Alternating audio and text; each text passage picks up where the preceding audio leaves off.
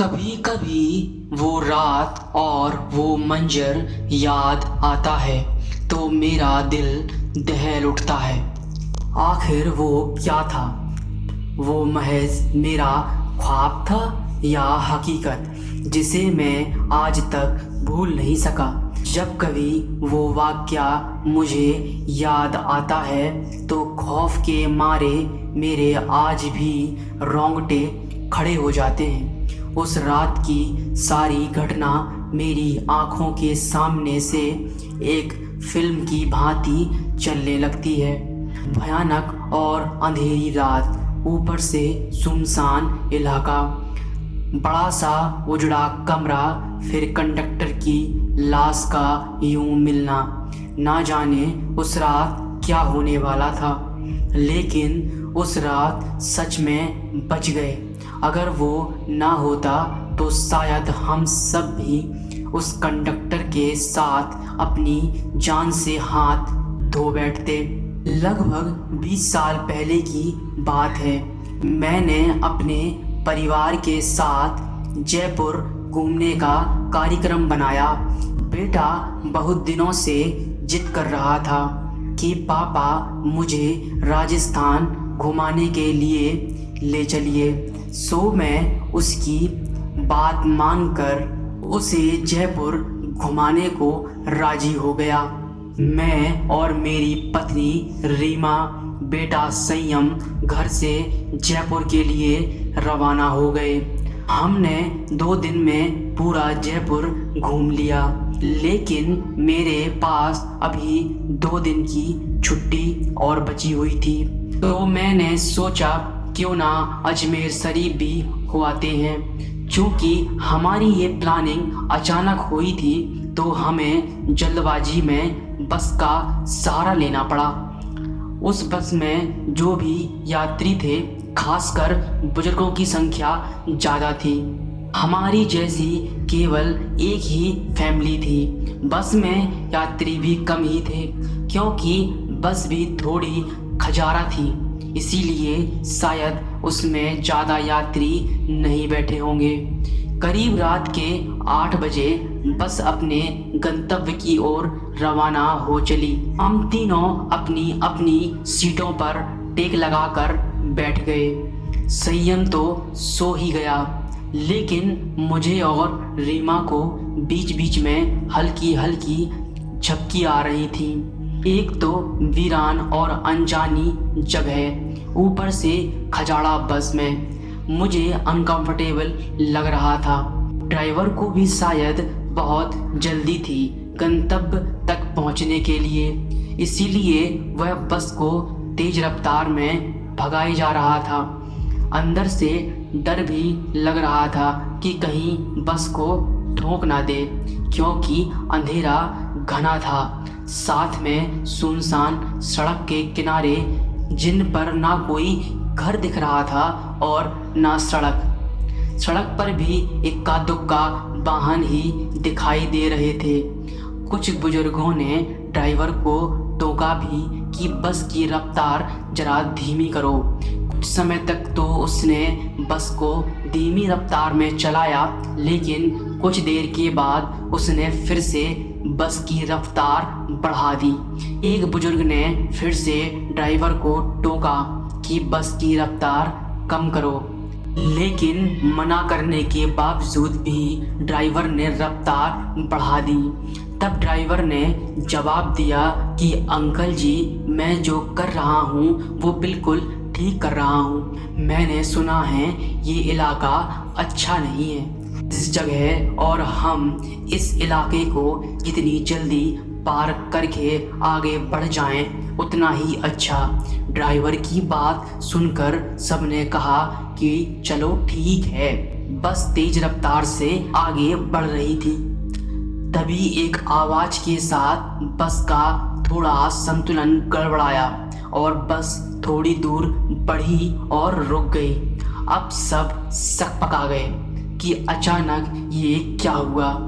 इतना खतरनाक इलाका और बस का रुकना, किसी को भी डर लग जाएगा। ड्राइवर ने अपनी टॉर्च जलाई बस से नीचे उतरा। उसने देखा कि क्या बात है, बस को आखिर क्या हुआ।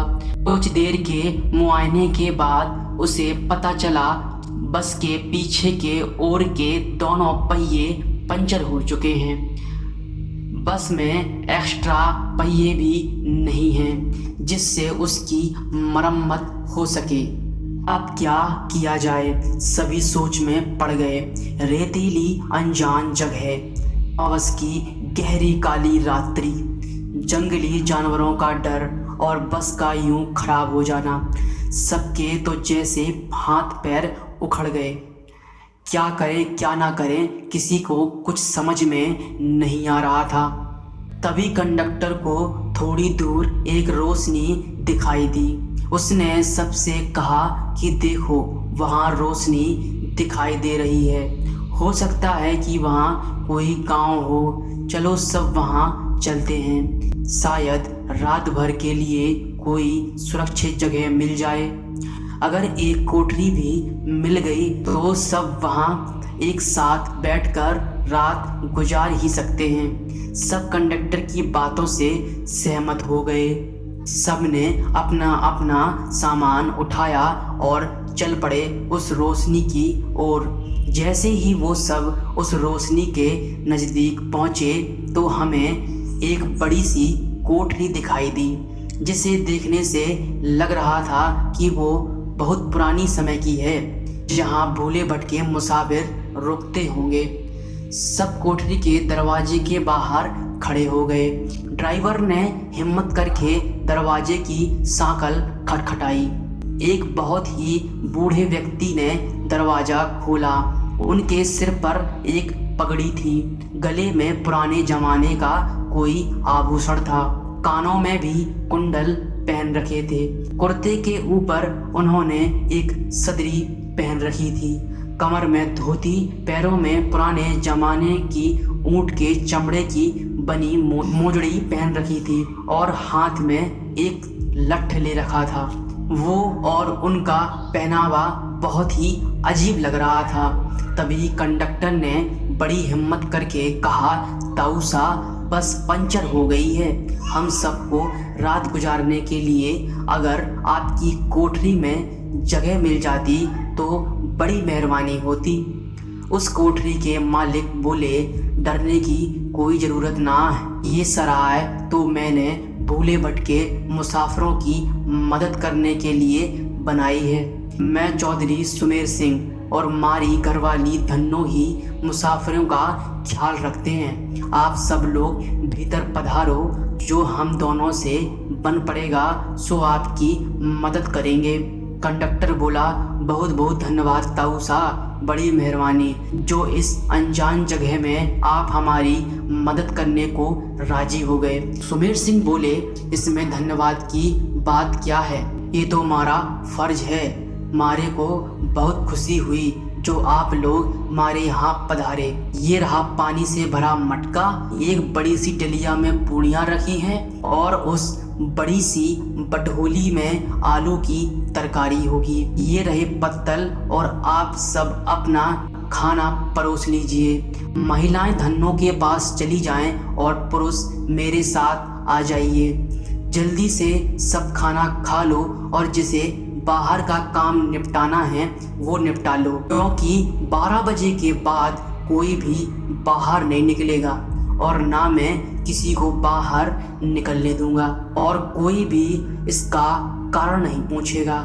सबके पास अपनी अपनी हाथ घड़ियाँ होंगी, समय के अनुसार काम करके सोने के लिए लेट जाओ। ये रहे कंबल, सब बिछा लो। हम सब ने चौधरी सुमेर सिंह की सारी हिदायतों के अनुसार काम किया और कंबल बिछाकर लेट गए। जिनके पास अपने अपने शॉल और चादर थे वे सब ओढ़कर लेट गए। चूँकि मेरे पास ओढ़ने वाला बड़ा कंबल था, इसीलिए मैंने बेटे को अपने साथ सुला लिया और मेरी पत्नी औरतों के साथ अपना शॉल ओढ़कर लेट गई। चौधरी ने एक बार फिर सबको बाहर ना जाने की हिदायत दी और सबको सोने के लिए कहा। लगभग 12 बजे के बाद ना जाने कंडक्टर को क्या सूझी कि उसे बीड़ी पीने की तलब लगी और वह बाहर जाने लगा। चौधरी ने उसे बहुत रोका लेकिन वो नहीं रुका। कंडक्टर के बाहर जाने के बाद चौधरी जी ने कोठरी के किवाड़ बंद किए और साथ में पटरी की मदद से किवाड़ को मजबूती से बंद कर दिया कि कोई भी भीतर ना आ सके, और सारे रोशनदान और खिड़कियां भी बंद कर दिए। कुछ देर के बाद बाहर से बहुत बुरी बुरी और डरावनी आवाज़ें आने लगी। साथ में कंडक्टर की भी आवाज़ सुनाई दे रही थी। वह चिल्ला चिल्ला कर बचाओ बचाओ चिल्ला रहा था। कोठरी के कुछ लोग कंडक्टर की मदद के लिए बाहर जाने लगे, लेकिन चौधरी जी ने उन्हें ये कहकर रोक दिया कि अगर बाहर गए तो सर्वनाश हो जाएगा। वो शैतान अगर भीतर आ गया तो हम में से कोई भी जिंदा नहीं बचेगा। सब अपनी जान के विषय में सोचकर पीछे हट गए। फिर चौधरी जी ने सबसे कहा कि सब अपनी अपनी जगह लेट जाएं, और उनकी बात मानना हम सबकी मजबूरी थी। हमने सबने वही किया जो चौधरी जी ने कहा था। एक आधा घंटे बाद सबको नींद आ गई। हम सब सुबह जागे तो वहाँ का मंजर देखकर दंग रह गए। हम सब रेत पर लेटे थे और वहाँ से कोठरी गायब थी, लेकिन हम लोगों का सामान वहीं पड़ा था। वहाँ 2 समाधियाँ बनी थी जिन पर चौधरी सुमेर सिंह और धन्नो सिंह लिखा था। हम सब ये देखकर हैरान थे कि आखिर रात को जो हुआ वो ख्वाब था या हकीकत। तभी वहाँ से एक चरवाहा अपनी भेड़ों के साथ निकला। उसको हम लोगों ने सारी बात बताई तो उसने बताया कि यहाँ बहुत समय पहले एक सराय हुआ करती थी जिसकी रखवाली चौधरी सुमेर सिंह और उसकी पत्नी धन्नो किया करते थे, और उन दोनों के स्वर्गवास के बाद आज भी उनकी आत्माएं भटकते हुए मुसाफिरों की मदद करने आती हैं। इस इलाके में बहुत सारी शैतानी आत्माएं भी रहती हैं जो लोगों को कत्ल कर देती हैं, लेकिन सुमेर सिंह और उसकी पत्नी अच्छी आत्माएं हैं, इसीलिए वो लोगों की मदद करने आ जाते हैं। ये सब कहकर चरवाहा वहाँ से चला गया, लेकिन हम सब के मुँह और आंखें खुली की खुली रह गईं। फिर हम सब ने अपना अपना सामान उठाया और बस की ओर आए। देखा तो वहाँ कंडक्टर की लाश लहूलुहान पड़ी थी। वो सब देखकर हम सब का दिल दहल गया। थोड़ी देर के इंतजार के बाद वहाँ से एक दूसरी बस गुजरी और हम सब उसमें बैठकर अपने गंतव्य की ओर रवाना हो गए।